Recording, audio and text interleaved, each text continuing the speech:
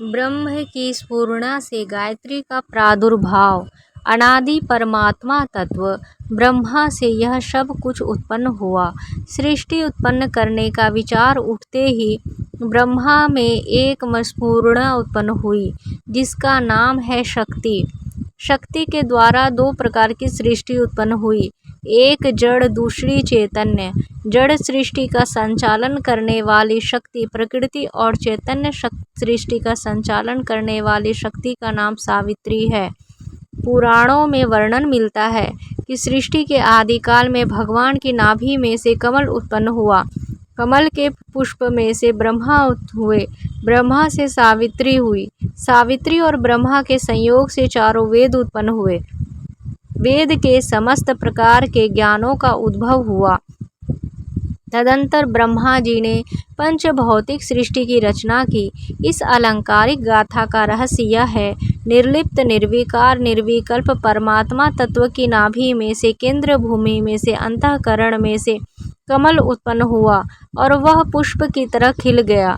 श्रुति ने कहा कि सृष्टि के आरंभ में परमात्मा की इच्छा हुई कि एको हम बहुश्याम, मैं एक से बहुत हो जाऊं। यह उसकी इच्छा पूर्ण नाभि देश में से निकलकर स्फुटित हुई, अर्थात कमल की लतिका उत्पन्न हुई और उसकी कली खिल गई। इस कमल पुष्प पर ब्रह्मा उत्पन्न होते हैं। ये ब्रह्मा सृष्टि निर्माण की त्रिदेव शक्ति का प्रथम अंश है। आगे चलकर यह त्रिदेवी शक्ति उत्पत्ति, स्थिति और नाश का एक कार्य करती हुई ब्रह्मा विष्णु महेश के रूप में दृष्टिगोचर होती है। आरंभ में कमल के पुष्प पर केवल ब्रह्मा जी ही प्रकट होते हैं, क्योंकि सर्वप्रथम उत्पन्न करने वाली शक्ति का आवश्यकता हुई। अब ब्रह्मा जी का कार्य आरंभ होता है। उन्होंने दो प्रकार की सृष्टि उत्पन्न की, एक चैतन्य, दूसरी जड़। चैतन्य शक्ति के अंतर्गत सभी जीव आ जाते हैं, जिनमें इच्छा, अनुभूति, अहं भावना पाई जाती है। चैतन्य की एक स्वतंत्र सृष्टि है, जिसे विश्व का प्राणमय कोश कहते हैं। निखिल विश्व में से चैतन्य तत्व भरा हुआ है, जिसे प्राण नाम से पुकारा जाता है। विचार, संकल्प, भाव इस प्राण तत्व के तीन वर्ग हैं और सत, रज, तम यह तीन उनके वर्ण हैं। इन्हीं तत्वों को लेकर आत्माओं के स्थूल, सूक्ष्म और कारण शरीर बनते हैं। सभी प्रकार की प्राणी इसी प्राण तत्व से चैतन्यता एवं जीवन सत्ता प्राप्त करते हैं। जड़ सृष्टि निर्माण के ब्रह्मा जी ने पंचभूतों का निर्माण किया। पृथ्वी, जल, वायु, तेज, आकाश के द्वारा विश्व के सभी परमाणुमय पदार्थ बने। ठोस, द्रव्य, गैस इन्हीं तीन रूपों में प्रकृति के परमाणु अपनी गतिविधि जारी रखते हैं। नदी, पर्वत, धरती आदि का सभी पसारा इन पंच भौतिक परमाणुओं का खेल है। प्राणियों के स्थूल शरीर भी इन्हीं प्रकृति जन्य पंच तत्वों के बने होते हैं। क्रिया, जड़, चेतन दोनों सृष्टि में हैं। प्राणमय चैतन्य, क्रिया, जड़, चेतन दोनों सृष्टि में हैं। प्राणमय चैतन्य सृष्टि में अहं भाव, संकल्प और प्रेरणा की गतिविधियां विविध रूपों में दिखलाई पड़ती है। भूतमय जड़ सृष्टि में शक्ति, हलचल और सत्ता इन आधारों के द्वारा विविध प्रकार के रंग, रूप, आकार, प्रकार बनते बिगड़ते रहते हैं। जड़ सृष्टि का आधार परमाणु और चैतन्य सृष्टि का आधार संकल्प है। दोनों ही आधार अत्यंत सूक्ष्म और अत्यंत बलशाली हैं। इनका नाश नहीं होता, केवल रूपांतरण होता रहता है।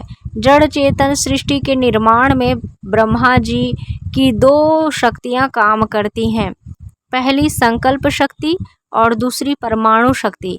इन दोनों में प्रथम संकल्प शक्ति की आवश्यकता हुई, क्योंकि बिना इसके चैतन्य का आविर्भाव नहीं होता और बिना चैतन्य के परमाणु का उपयोग किस लिए होता।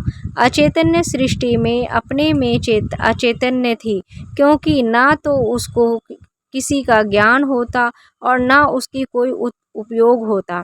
चैतन्य के प्रकटीकरण की सुविधा के लिए उसकी साधन सामग्री के रूप में जड़ का उपयोग होता है। अस्तु आरंभ में ब्रह्मा जी ने चैतन्य बनाया, ज्ञान के संकल्प का आविष्कार किया। पौराणिक भाषा में यह कहिए कि सर्वप्रथम वेदों का प्राकट्य हुआ। ब्रह्मा निर्विकार परमात्मा की शक्ति है। जो सृष्टि का निर्माण करती है। इस निर्माण कार्य को चालू करने के लिए उसकी दो भुजाएं हैं, जिन्हें संकल्प और परमाणु शक्ति कहते हैं। संकल्प शक्ति चेतन सत संभव होने से ब्रह्मा की पुत्री है। परमाणु शक्ति स्थूल क्रियाशील एवं तम संभव होने से ब्रह्मा की पत्नी है। इस प्रकार गायत्री और सावित्री ब्रह्मा की पुत्री तथा पत्नी नाम से प्रसिद्ध हुई हैं। गायत्री सूक्ष्म शक्तियों का स्रोत है। ब्रह्मा में स्फुरणा हुई कि एको हम बहुश्याम, मैं अकेला हूँ बहुत हो जाऊँ। उसकी यह इच्छा ही शक्ति बन गई। इस इच्छा स्फुरणा की शक्ति को ही ब्रह्मा पत्नी कहते हैं। इस प्रकार ब्रह्मा एक से दो हो गए। अब उसे लक्ष्मी नारायण, सीता राम, राधे श्याम, उमा महेश, शक्ति शिव, माया ब्रह्म, प्रकृति परमेश्वर आदि नाम से पुकारने लगे। इस शक्ति के द्वारा अनेक पदार्थों तथा प्राणियों का निर्माण होना था, इसीलिए उसे भी 3 भागों में अपने को विभाजित कर देना पड़ा, ताकि अनेक प्रकार के सम्मिश्रण तैयार हो सके और विविध गुण कर्म स्वभाव वाले जड़ चेतन पदार्थ बन सके। ब्रह्मा शक्ति के ये 2 टुकड़े सत, रज और तम इन 3 नामों से पुकारे जाते हैं। सत्य का अर्थ है ईश्वर का दिव्य तत्व, तम का अर्थ है निर्जीव पदार्थों में परमाणुओं का अस्तित्व, रज का अर्थ है जड़ पदार्थ और ईश्वरीय दिव्य तत्व के सम्मिश्रण से उत्पन्न हुई आनंददायक चैतन्यता। ये 3 तत्व स्थूल सृष्टि के मूल कारण हैं। इनके उपरांत स्थूल उपादान के रूप में मिट्टी, पानी, हवा, अग्नि, आकाश ये 5 स्थूल तत्व और उत्पन्न होते हैं। इन तत्वों के परमाणुओं तथा उनकी शब्द रूप, रस, गंध, स्पर्श तन्मात्राओं द्वारा सृष्टि का सारा कार्य चलता है। प्रकृति के 2 भाग हैं। सूक्ष्म प्रकृति जो शक्ति प्रवाह के रूप में प्राण संचार के रूप में कार्य करती है, वह सत रज तममयी है। स्थूल प्रकृति जिससे दृश्य पदार्थों का निर्माण एवं उपयोग होता है, परमाणुमयी है। यह मिट्टी, पानी, हवा आदि स्थूल पंच तत्वों के आधार पर अपनी गतिविधि जारी रखती है। उपरोक्त पंक्तियों से पाठक समझ गए होंगे कि पहले एक ब्रह्मा था, उसकी स्फुरणा से आदि शक्ति का आविर्भाव हुआ। इस आदि शक्ति का नाम ही गायत्री है, जिसे ब्रह्मा ने अपने 3 भाग कर लिए। सत जिसे ह्रीम या सरस्वती कहते हैं, रज जिसे श्रीम या लक्ष्मी कहते हैं, तम जिसे क्लीम या काली कहते हैं। वस्तुतः सत और तम 2 ही विभाग हुए थे।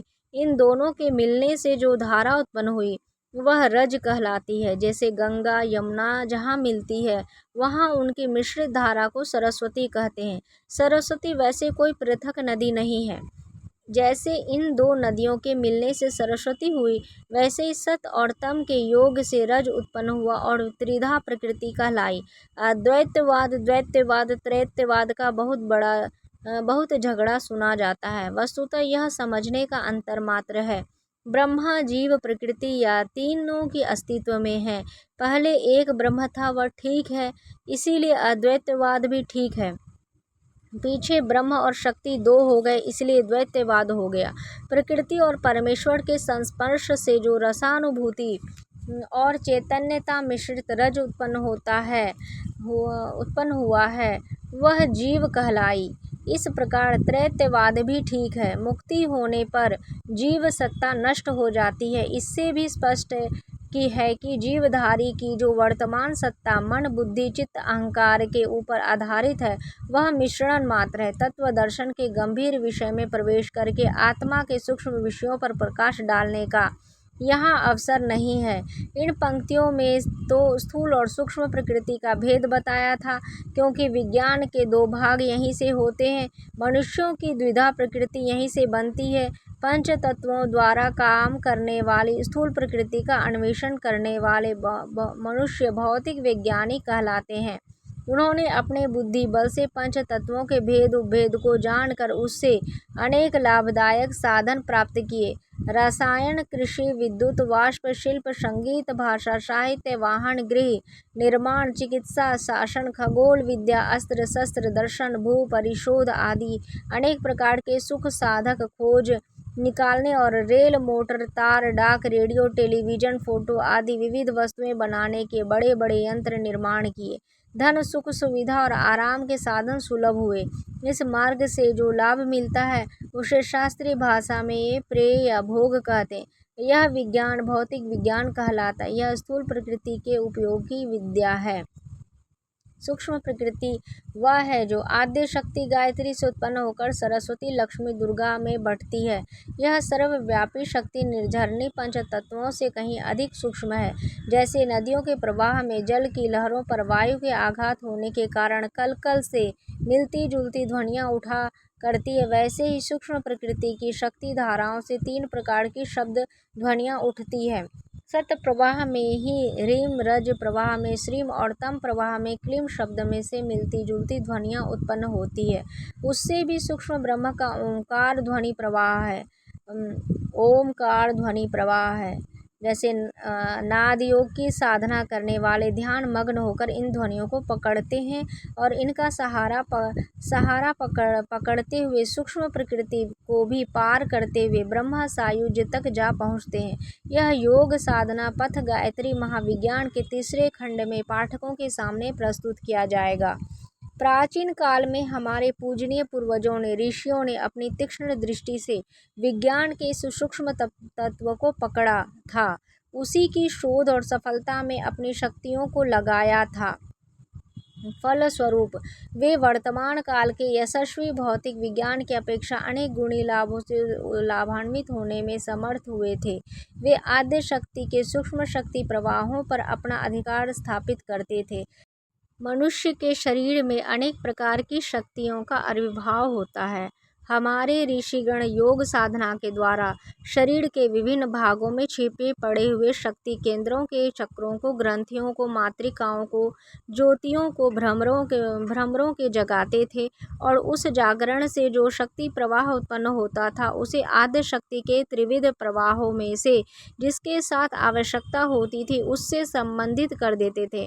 जैसे रेडियो का स्टेशन के ट्रांसमीटर का यंत्र से संबंध स्थापित कर दिया जाता है, तो दोनों की विद्युत शक्तियाँ उस समश्रेणी होने के कारण आपस में संबंधित हो जाती है तथा उन स्टेशनों के बीच आपसी वार्तालाप का, संवादों का आदान प्रदान का सिलसिला चल पड़ता है। इसी प्रकार साधना द्वारा शरीर के अंतर्गत छिपे हुए और तंत्रित पड़े हुए केंद्रों का जागरण करके सूक्ष्म प्रकृति के शक्ति प्रवाहों के संबंध स्थापित हो जाता है। जो मनुष्य और आद्य शक्ति आपस में संबंधित हो जाते हैं, उस संबंध के कारण मनुष्य उस आद्य शक्ति के गर्भ में भरे हुए रहस्यों को समझने लगता है और अपनी इच्छानुसार उनका उपयोग करके लाभान्वित हो सकता है। चूँकि संसार में जो कुछ है वह सब आद्य शक्ति के भीतर है, इसीलिए वह संबंधित व्यक्ति भी संसार के सब पदार्थों और साधनों से अपनी संबंध स्थापित कर सकता है। वर्तमान काल में वैज्ञानिक पंच तत्वों की सीमा तक सीमित स्थूल प्रकृति के साथ संबंध स्थापित करने के लिए बड़ी बड़ी कीमती मशीनों को विद्युत, वाष्प, गैस, पेट्रोल आदि का प्रयोग करके कुछ आविष्कार करते हैं और थोड़ा सा लाभ उठाते हैं। यह तरीका बड़ा श्रम साध्य, कष्ट साध्य, धन साध्य और समय साध्य है। उसमें खराब, टूटी फूटी और परिवर्तन की खटपट भी आए दिन लगती रहती है।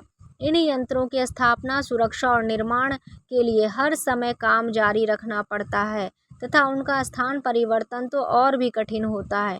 यह सब झंझट भारतीय योग विज्ञान के वैज्ञानवेत्ताओं के सामने नहीं थे।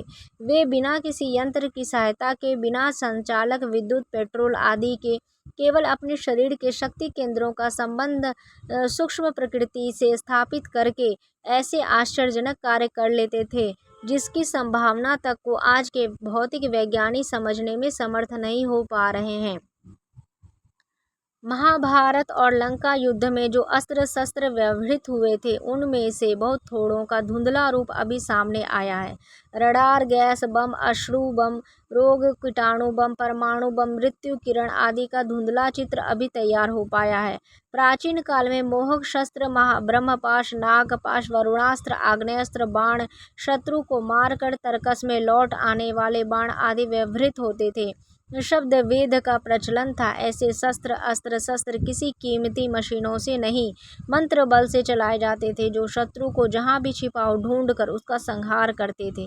लंका में बैठा हुआ रावण और अमेरिका में बैठा हुआ अहिरावण आपस में भली प्रकार वार्तालाप करते थे। उन्हें किसी रेडियो या यंत्र या ट्रांसमीटर की जरूरत नहीं थी।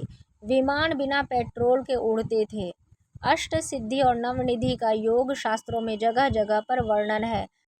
गायत्री महाविज्ञान भाग 1 पंडित श्री राम शर्मा आचार्य